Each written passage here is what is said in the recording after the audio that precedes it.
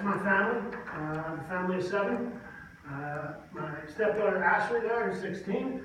She's a junior in high school. My identical twin boys, Jack and Luke, who are in 2nd grade. And then my 8-week-old fraternal twin girls, Brooklyn and Bailey, which will be 8 weeks tomorrow.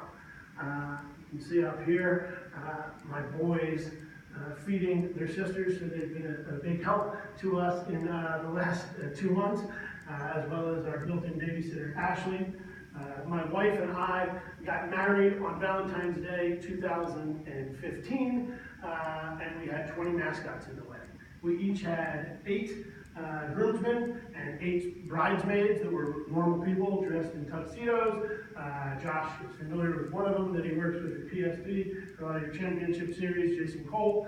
But we also then had 10 and 10 mascot bridesmaids and groomsmen that were in full costume that came from around the country. I'm sure you'd be most familiar with this guy right here.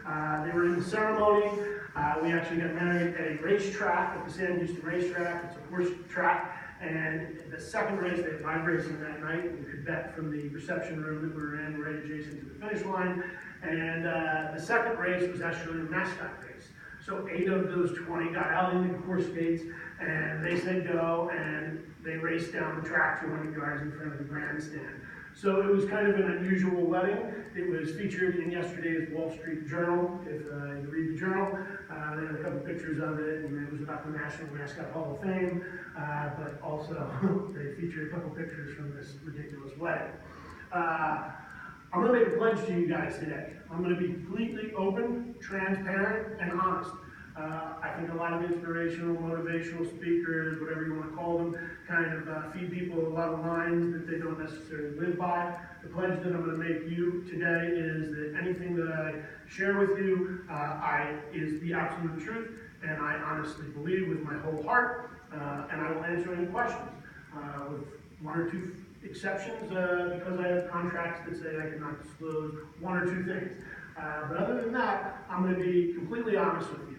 The only thing I ask in return is that you're interactive with me. There's a few things that I'm going to ask some volunteers for and for you to get up, and I want today to be fun. So I'll be honest with you. Any questions on the table, if you help me out and be interactive with me. And one of the things I want to share with you is a quote. One of the things that not too many people know about me is I look pretty all right now there, right? And buttoned up, but I have 85 tattoos.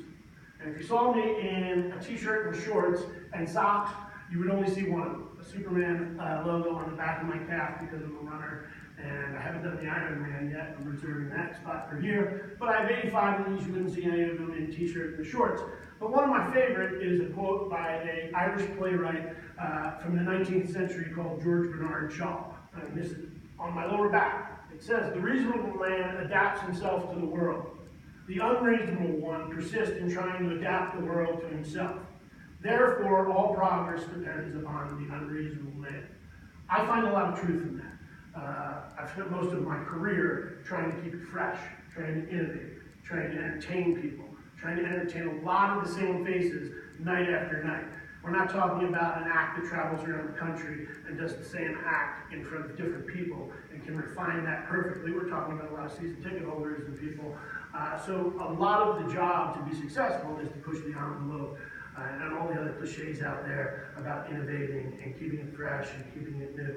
Sure, there's some fan favorites and some things that the fans want to see on a regular basis, but mostly they want it fresh, they want it new. I liken the career a lot to like a Jimmy Fallon or a Saturday Night Live, where it's something regular on an ongoing basis. So we're going to talk a little bit about creativity and innovation today, but I find a lot of truth and solace in that quote. So that's a little bit about me personally and my background.